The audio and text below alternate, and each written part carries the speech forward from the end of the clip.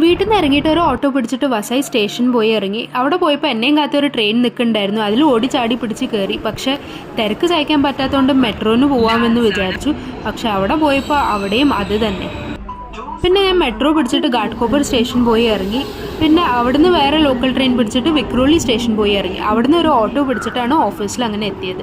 അങ്ങനെ എങ്ങനെയൊക്കെയോ എത്തി. ഓഫീസിലെത്തിയ ഒരു മിറർ സെൽഫി മസ്റ്റ് ആണല്ലോ. പിന്നെ കുറച്ച് നേരം ആത്മാർത്ഥമായി ജോലി ചെയ്തു. പിന്നെ ലഞ്ച് കഴിച്ചു, ഒരു മിൽക്ക് ഷേക്ക് കുടിച്ചു.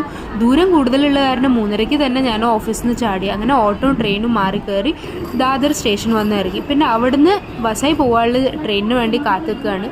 ഈ തിരക്ക് സാധാരണയാണ് കേട്ടോ, ഇതൊന്നും ഒന്നുമല്ല, ഇതിലും കൂടുതൽ തിരക്കാണ് മുംബൈ ലോക്കൽ ട്രെയിൻസിൻ്റെ.